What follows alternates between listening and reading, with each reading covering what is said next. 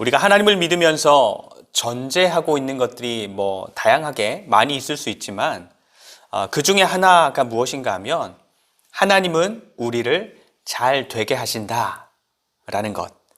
물론 하나님께서 잘 생각하시는 잘 되는 것이 우리가 생각하는 방향이나 모습과는 좀 다를 수 있지만 하나님께서 우리의 삶을 인도하시면서 우리에게 뭔가를 주시는 것이나 혹은 뭔가를 빼앗는 것 또는 적극적으로 개입하시는 것이나 혹은 그대로 내버려 두는 것 등등의 모든 함께 하시면서 우리를 다루시는 것이 우리가 잘 되는 것을 목표로 우리를 다루어 가신다라는 전제 혹은 믿음인 것입니다. 우리가 살펴보고 있는 바울의 기도도 그 마지막 목표 지점, 바울이 궁극적으로 기도하고 있는 것이 있는데 그 목표 지점 마지막이 무엇인가 하면 19절에 나오는 대로 하나님의 모든 충만하신 것으로 너희에게 충만하게 하시기를 구한다라는 이 지점입니다. 사실 많다고 다 좋은 것은 아닙니다. 지저분한 것이 많다, 필요 없는 것이 많다, 별로 안 좋죠. 싫어하는 것이고 필요 없는 것이니까. 그러면 내가 좋아하는 것들이 많은 것은 괜찮을까요? 맛있는 음식이 많다, 재미있는 것들이 많다, 혹은 돈이 많다.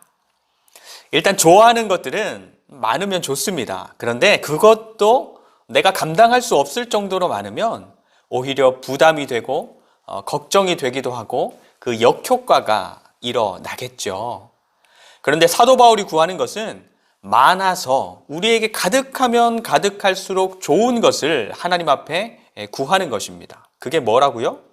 하나님의 모든 충만하신 것이 우리에게 많기를, 가득하기를, 충만하기를 구한다.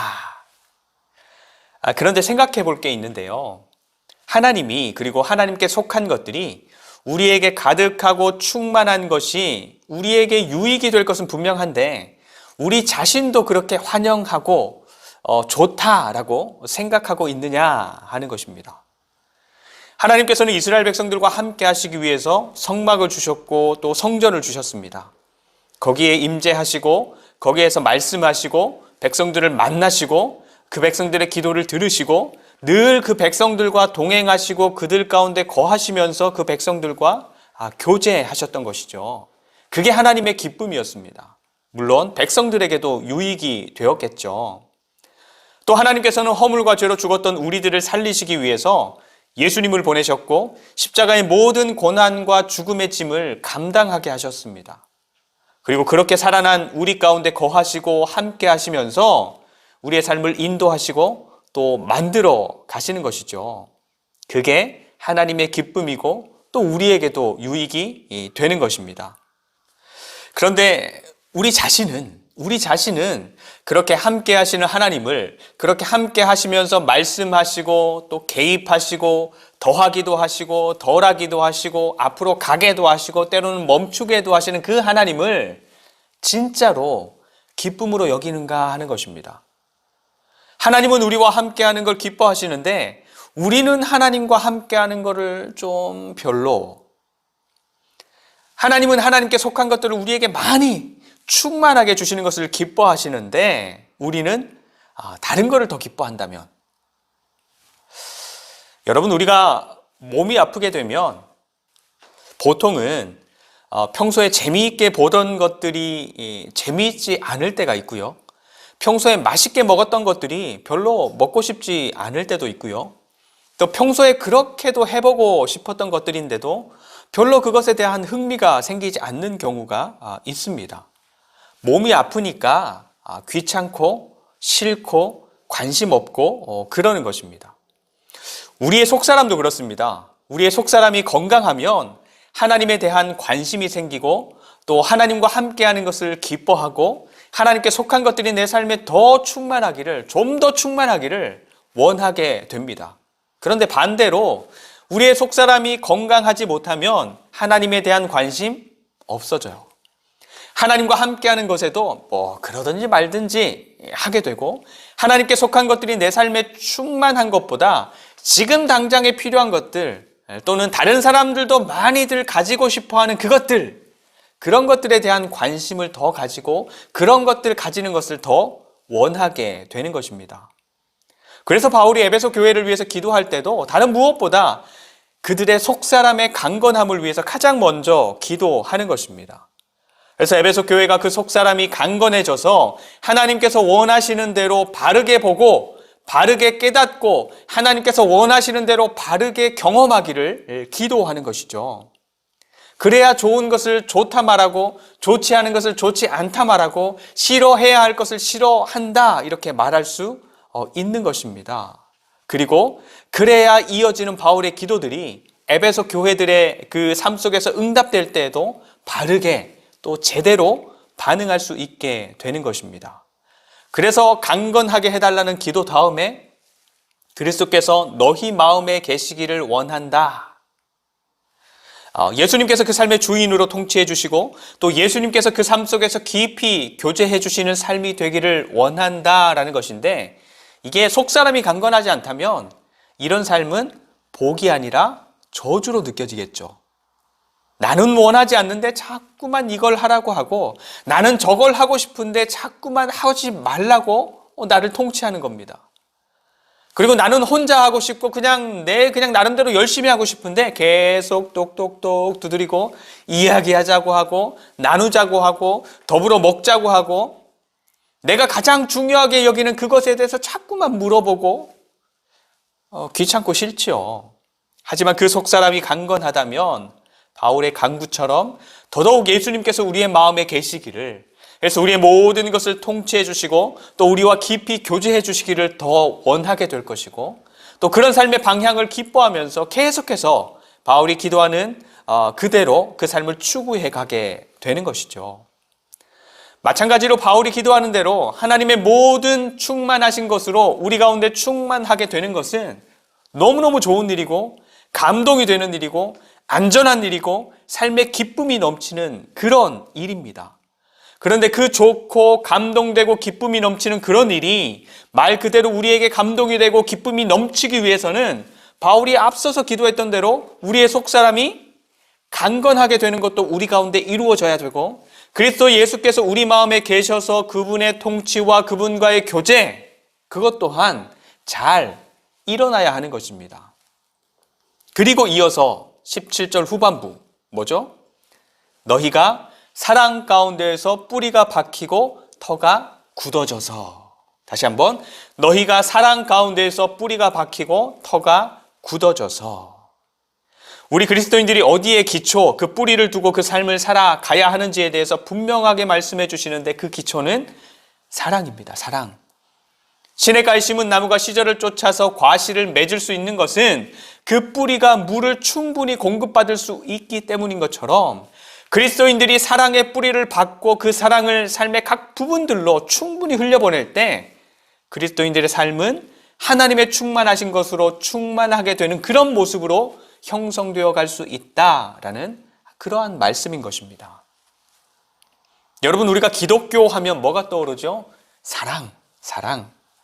우리가 예배할 때나 모일 때나 인사로 어떻게 합니까? 사랑합니다, 축복합니다 라는 말을 너무너무 많이 사용해온 그런 사람들인데, 지금 이 17절에서 말씀하고 있는 말씀 또한 어쩌면 너무도 많이 듣고 배워서 좀 식상하게 느껴질 정도로, 그래서 사랑이라는 단어가 교회에서 설교에서 어떤 성경 공부에서 이렇게 나오면 막 왠지 모르게 귀가 닫혀버리는 것을 경험하는 사람도 적지 않은 그런 단어이고 주제인 것입니다.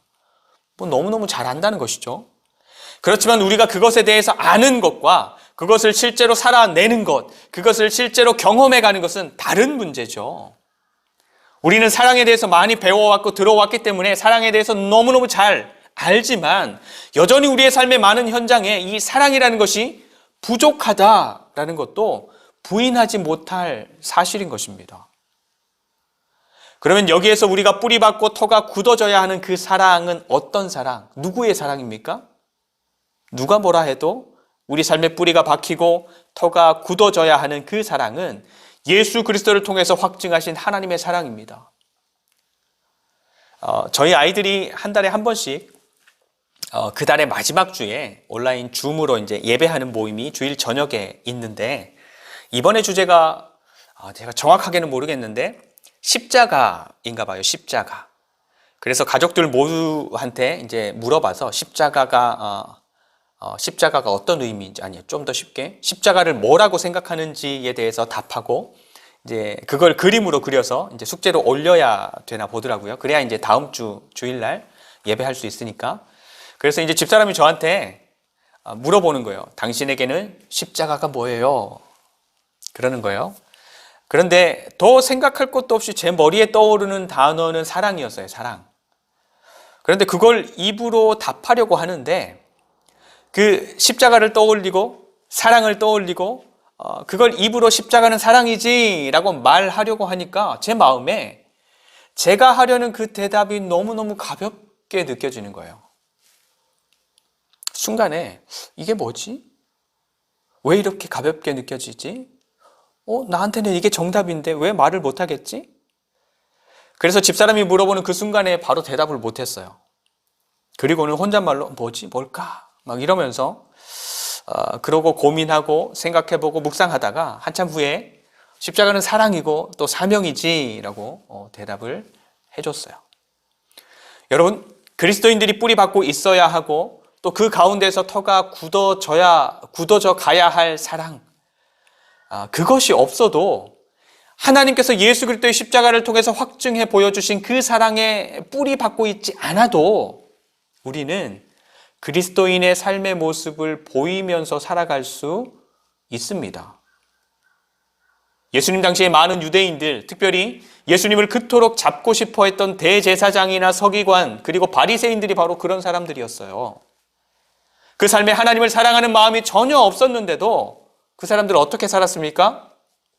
사람들에게 하나님의 법을 가르치고 여호와께 성결이라고 쓰여진 관을 머리에 쓰고 제사를 집례했죠. 또 신명기에 기록된 쉐마의 말씀, 들으라 이스라엘아, 그 중심 내용이 뭡니까? 여호와를 사랑하라 라는 거예요. 그것을 외우고 자녀들에게 가르치는 삶을 살았던 겁니다. 그냥 보여지는 삶의 모양으로 보면 하나님의 백성들이 가져야 하는 특징적인 삶의 모습들을 그대로 보여주고 있었지만 그 사람들의 뿌리, 그 사람들의 삶의 기초는 사랑의 뿌리를 받고 그 사랑 가운데에서 그 터가 굳어져 갔던 삶이 아니라 육신의 정욕과 안목의 정욕과 이생의 자랑의 뿌리를 받고 이 세상의 수많은 욕망들 가운데서 그 터가 굳어져 갔던 것입니다. 그러니까 예수님께서 기적을 보이시고 먹을 것을 주시고 탁월한 가르침을 주실 때는 우와 예수님이다 막 그렇게 예수님을 높였다가 예수님께서 잡히시고 아무 말씀도 안 하시고 그냥 순순히 끌려가시니까 뭐라고 합니까? 십자가에 못 박아라. 대제사장과 백성의 장로들이 막 선동하니까 어쩝니까? 십자가에 못 박아라, 죽여라 라고 단번에 예수님으로부터 돌아서서 예수님을 죽이라고 소리쳤던 것입니다. 여러분, 우리도 우리의 삶이 뿌리 박아서 터가 자라고 있는 곳이 하나님께서 예수 그리스도를 통해서 확증하신 그 사랑, 그 기초가 아닐 수도 있습니다. 그 사랑의 터가 아니어도 우리는 지식으로, 배움으로, 습관으로 그리스도인의 삶의 모양을 흉내내며 살 수 있고 그렇게 살면서도 전혀 우리 스스로를 가짜라고 생각하지 않으면서 살아갈 수 있습니다. 더불어서 말씀의 요구대로 제대로 살아가고 있지 않는 사람들, 요즘에 매스컴에 많이 나오죠. 그런 사람들을 비판하면서 나는 제대로 알고 있고 나는 제대로 살아가고 있고 그런 그리스도인인 것처럼 스스로를 포장할 지식도, 스스로를 포장할 경험도, 스스로를 포장할 실력도 충분히 있는 그런 사람들이 바로 우리들입니다. 여러분, 우리가 잘 알고 있는 고린도 교회, 어떤 교회입니까? 고린도전서 1장 4절에서 8절 말씀인데요. 제가 한번 읽어드릴게요.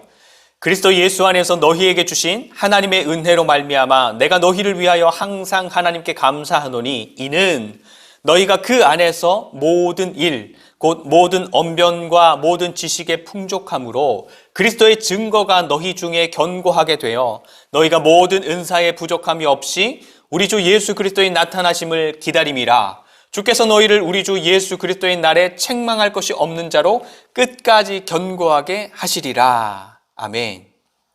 고린도 교회에 대해서 이제 바울이 이제 설명, 칭찬이라고 할까요? 어쨌든 설명하는 부분인데 정리해 보면 이렇습니다. 고린도 교회는 하나님께서 주신 은혜가 풍성한 교회였어요.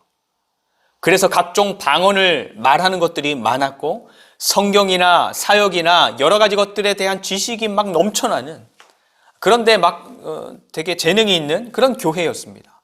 더불어 교회에 많은 사람들이 각종 은사에 탁월했고요. 그것으로 교회는 정말로 아주 역동적으로 움직여가는 그런 교회였습니다.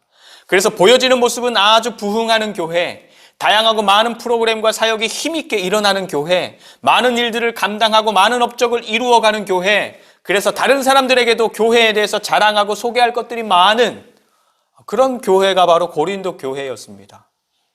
근데 이런 부흥하는 교회를 향해서 바울이 가장 먼저 하는 권면이 무엇이었냐 하면 1장 10절, 그 뒤에 나오는 말씀인데 제가 한번 읽어드릴게요. 형제들아, 내가 우리 주 예수 그리스도의 이름으로 너희를 권면하노니 모두가 같은 말을 하고 너희 가운데 분쟁이 없이 같은 마음과 같은 뜻으로 온전히 합하라. 사람들이 지식에 탁월하고 은사에 탁월하고 일하는 것들에도 탁월하고 눈에 보이는 업적들도 화려하고 좋으니까 어떻게 흘러가는 겁니까? 누가 잘하나? 누가 원조인가? 누가 내 편인가? 자랑이 일어나고 경쟁이 일어나고 네 편 내 편이 갈라지고 그래서 싸움이 일어나고,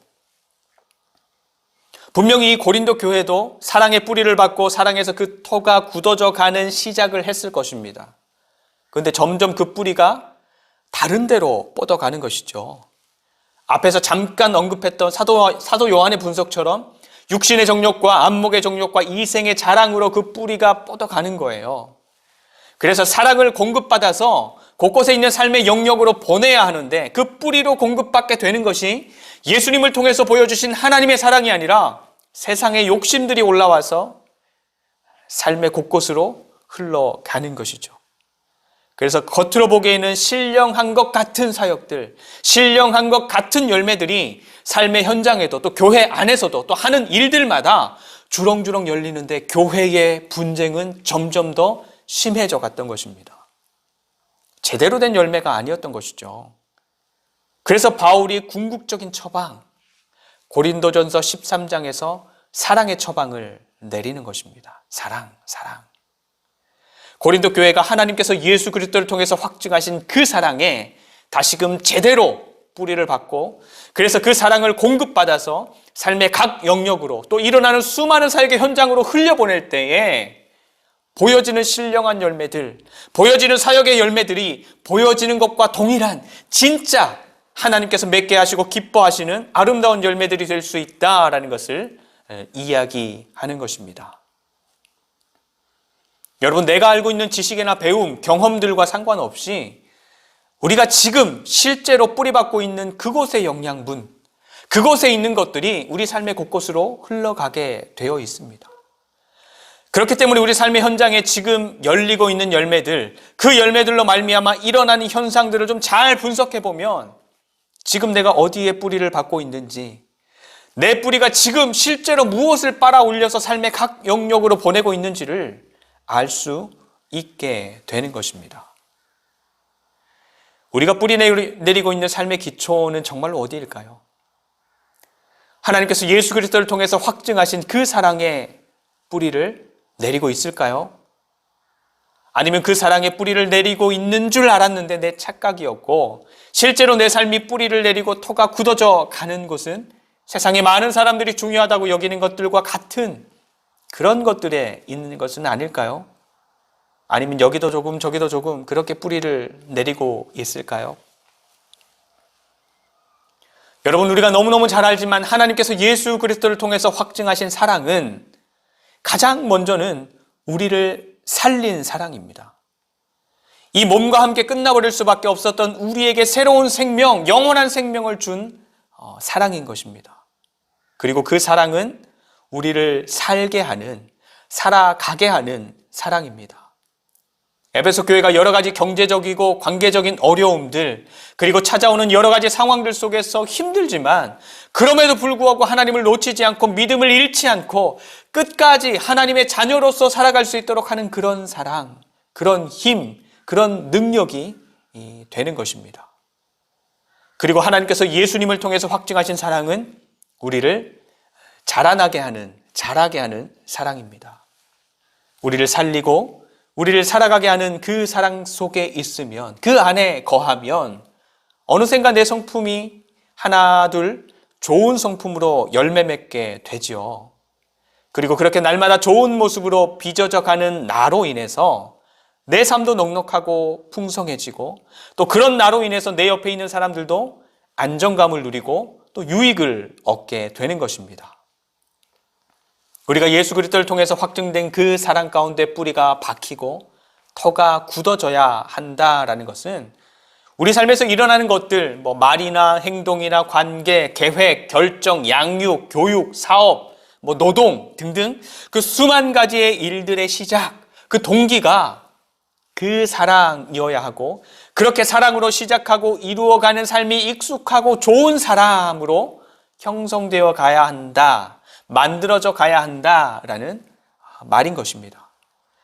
예수님을 통해서 우리에게 부어준 그 사랑이 이유가 된다면 우리는 하나님을 어떻게 대해야 할까요? 예수님을 통해서 우리에게 확증된 그 사랑이 동기가 된다면 나는 나 자신을 어떻게 대해야 할까요? 예수님을 통해서 우리에게 공급되는 그 사랑이 시작이 된다면 나는 다른 사람, 내 가족을 포함해서 내 아내나 자녀들 다 포함해서 친지나 이웃, 나 이외의 다른 사람, 심지어 미운 사람들까지도 그 사람들을 어떻게 대하는 게 맞을까요? 하나님께서 하나님의 모든 충만하신 것으로 우리에게 충만하게 하시는 삶을 위해서는 하나님의 그 사랑의 뿌리를 받고 터가 굳어져 가는 우리의 실제적인 삶이 필요합니다. 우리의 아는 것과 우리가 느끼고 경험하는 것과 우리가 의지적으로 이루어가는 것이 하나가 되어서 하나님의 사랑이라는 것, 우리를 살리고 우리를 살게 하고 우리를 자라게 하는 그 사랑에 살아있는 모습으로 반응하고, 그래서 정말로 우리의 삶이 그 사랑에 단단히 뿌리를 내리고 그 사랑 가운데서 터가 굳어져가는 그런 삶이 되시기를 축원드립니다. 그래서 날마다 그 사랑으로 인한 감동이 있고, 그 사랑으로 인한 풍성함이 있고, 그 사랑으로 말미암아 이웃을 위한 도움과 유익이 있는 그런 복된 삶이 되시기를 간절히 축원드립니다. 기도하겠습니다. 하나님을 믿는 신앙으로 이 땅을 살아가는 우리의 삶이 끊임없이 생각하고 고민하고 갱신해가는 그런 삶이 되게 하여 주시옵소서. 때로는 실수하기도, 때로는 넘어지기도 하겠지만 흘러가는 대로 남이 하라는 대로가 아니라 하나님 앞에서 함께 살피고 고민하고 결정하며 걸어가고, 그래서 무엇보다 우리의 삶의 기초가 제대로 된 기초가 되어 하나님 안에 살고 살아가고 자라가는 건강한 하나님의 자녀들로 서게 되며 끝내는 하나님의 모든 것으로 충만하게 되는 은혜를 맛보게 하여 주시옵소서. 환절기에 지체들의 몸을 건강하게 지켜주시고 시간의 흐름과 계절의 변화 속에서 우리의 속사람도 날마다 주님을 더 사랑하는 강건한 모습으로 성숙되어가는 은혜를 더하여 주시옵소서. 오늘도 우리를 우리 되게 하시고 우리를 소망 가운데 살게 하신 예수 그리스도의 이름으로 간절히 축복하며 기도드립니다. 아멘.